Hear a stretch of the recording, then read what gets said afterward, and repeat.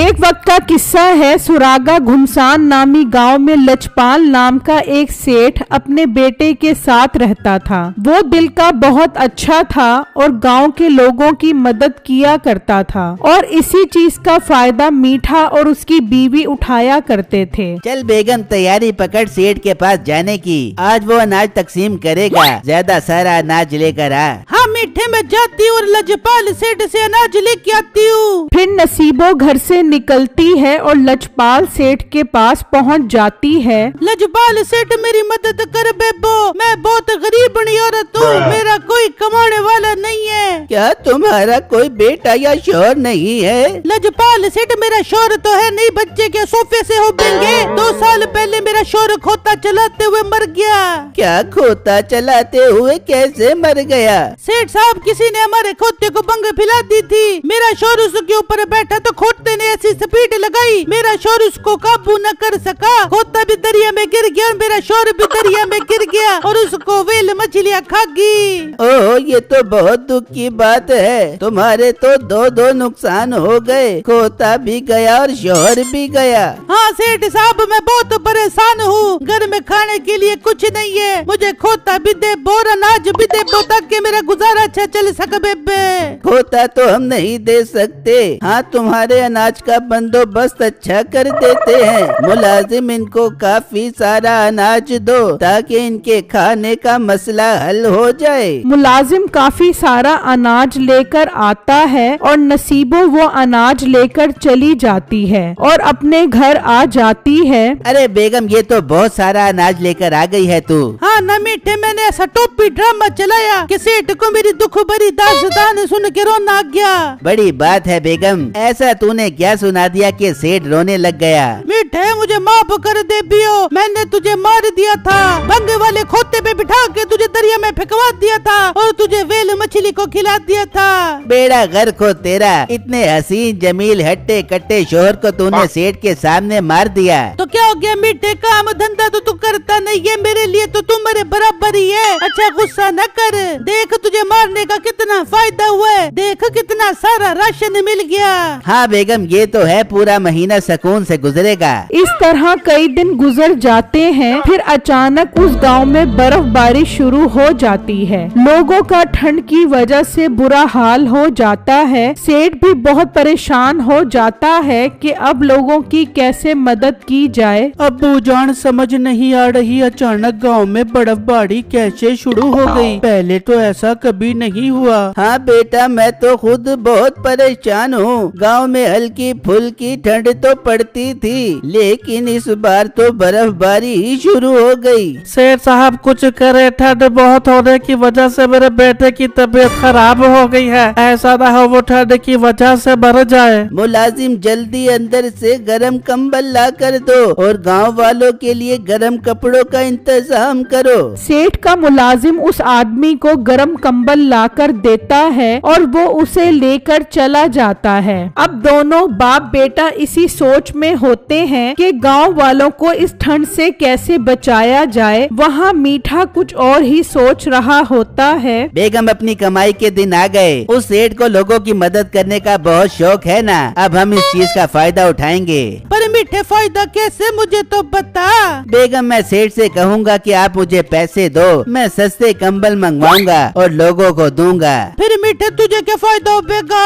अरे बेगम, वो लोगों को दूंगा ही नहीं बल्कि महंगे दामों में बेचूंगा। अरे मीठे, लोग तो सर्दी की वजह से थर थर कांपेंगे और भाग भाग के तेरे से खरीद बेचेंगे। हाँ बेगम, अब मैं सेठ के पास जाता हूँ और पैसों का जुगाड़ लगाता हूँ। फिर मीठा उस सेठ के पास आ जाता है और उसे अपना मंसूबा बताता है, जिसे सुनकर सेठ को बहुत खुशी होती है। वाह लड़के, ये तो बहुत अच्छी बात है। अगर तुम इतने सारे कंबलों का इंतजाम कर दो तो हम गांव वाले वालों को सर्दी से बचा सकते हैं। जी सेठ साहब, मैं इसी सिलसिले में आपके पास हाजिर हुआ हूँ ताकि गांव के गरीब गुरबा लोगों के लिए कंबल खरीद सकूं। बस आप मुझे 1 लाख रुपया दे दो, मैं कल ही कंबल खरीद कर दुकान पर रख लूंगा। लोग वहाँ आएंगे और मुझसे कंबल ले जाएंगे। ठीक है लड़के, मैं तुम्हें 1 लाख रुपए दे देता हूँ। मुलाजिम इन्हें 1 लाख रुपए दे दो। मीठा उससे 1 लाख रुपए ले जाता है और अगले ही दिन अपनी दुकान पर कंबल रखकर बैठ जाता है। वहाँ सेठ अगले दिन ऐलान भी करवा देता है।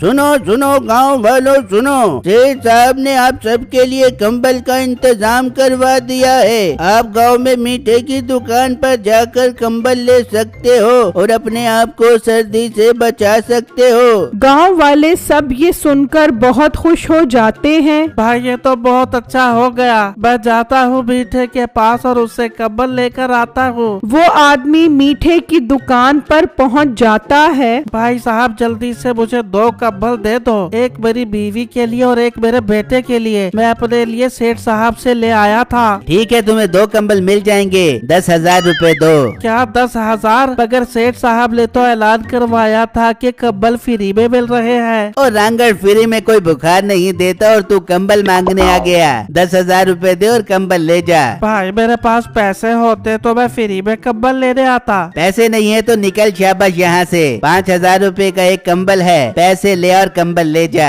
वो आदमी मायूस होकर एक जगह पर खड़ा हो जाता है और लोग मजबूरन मीठे से कंबल खरीदने लगते हैं। इस तरह मीठे की सेल बहुत अच्छी हो जाती है। ऐसा कैसे हो सकता है कि सेठ साहब पैसों के कंबल बेच रहे हो? मैं जाता हूँ सेठ साहब से और बात करता हूँ। वो आदमी सेठ के पास आता है और उन्हें बताता है कि मीठा कंबल पैसों के बेच रहा है। क्या पैसों के? मगर वो तो मेरे से पैसे लेकर गया था और मैंने कहा था कि कंबल गांव वालों को फ्री में दो। बेटो तुम चलो मेरे साथ उसके पास। वो मीठे की दुकान पर पहुंचते हैं तो उसके सारे कंबल बिक चुके होते हैं। ये क्या लड़के, तुम मेरे कंबल पैसों के बेच रहे हो? कौन से आपके कंबल? वो तो मैंने खरीदे थे, उसमें मेरी मेहनत लगी थी, तो पैसा भी मैं कमाऊंगा। अब तो मेरे पास बहुत पैसे आ गए हैं, मैं कल और माल खरीदूंगा और गांव वालों को बेचूंगा। मीठे भाई ये तो बहुत गलत बात है, ये तो आप सीधी बेईमानी कर रहे हो।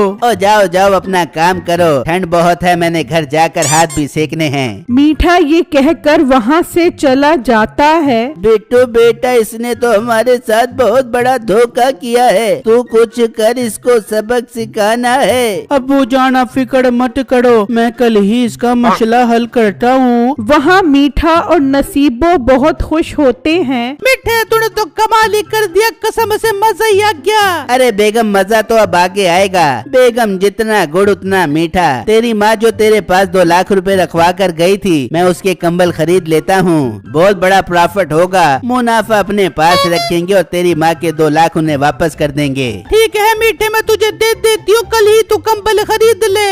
अच्छा तो ये वही औरत है जो सेठ साहब के पास आई थी, मगर ये तो कह रही थी कि मेरा शौहर मर गया है। अच्छा तो ये दोनों मिलकर सेठ को बेवकूफ बना रहे हैं। वो आदमी सेठ को जाकर बता देता है, जिसे सुनकर उसे बहुत गुस्सा आता है। अच्छा तो ये और इसकी बीवी दोनों मिलकर हमें बेवकूफ बना रहे हैं। बेटो तुमने कुछ सोचा इससे कैसे बदला ले? जी अब्बू जान, मैंने सोच लिया है, बस आप मजदूरों से मिट्टी का बंदोबस्त करवाओ। फिर अगले दिन मजदूर मिट्टी लाना शुरू कर देते हैं और बिट्टू एक बहुत बड़ा तंदूर बनाना शुरू कर देता है। वहाँ मीठा अब बहुत सारे कंबल खरीद लाता है और लोगों के आने का इंतजार करने लगता है। वहाँ बिट्टू तंदूर तैयार कर चुका होता है और वो उसमें आग लगा देता है, तो गर्मी से बर्फ पिघलना शुरू हो जाती है और देखते ही देखते तंदूर की गर्मी से पूरा गांव गर्म हो जाता है। मीठा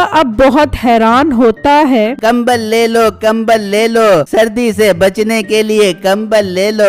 सर्दी तो अब है नहीं और तू कंबल बेच रहा है। अरे भाई, ये अचानक सारी ठंड कहाँ गायब हो गई? ओ भाई बार आदमी सेठ साहब ने बहुत बड़ा तंदूर लगवाया है, उसकी गर्मी से ठंड खत्म हो गई है। अरे भाई, ये तुम क्या बात कर रहे हो? मैंने तो अपनी सासू माँ के पैसों से कंबल खरीदे थे, अब मैं उन्हें पैसे कहाँ से वापस करूँगा। वहाँ नसीबो भी परेशान बैठी होती है। ये आज ठंड को क्या हो गया, ये खत्म क्यों हो गई। तभी उसकी माँ भी वहाँ आ जाती है। ला नसीबो मेरे 2 लाख रुपए वापस कर, तेरे भाई को कारोबार करवा के दे दे। अम्मा जी आपके पैसे मीठे के पास हैं, वो आज आप बेबी मैं आपको देती हूँ। इतने में मीठा भी आ जाता है। ला मीठे मेरे पैसे दे। सासू माँ आपके पैसों से कंबल खरीद दिए थे, पर उस मनहूस सेठ ने बड़ा सारा तंदूर लगाकर सारी ठंड ही खत्म कर दी। पैसे तो नहीं है, अब कंबल ही ले जाओ। मैं कंबल का अचार डालूंगी, मेरे 2 लाख रुपए दे वरना मैं तुझे तंदूर में डाल दूंगी। अम्मा तू तंदूर में डलवा दे, पैसे अब मेरे पास नहीं हैं। मीठे तेरे से तो मैं अब 2 लाख रुपए निकलवाती हूँ। फिर मीठा आगे आगे और सास पीछे पीछे और उसे पकड़कर उसकी खूब डंडों से पिटाई करती है।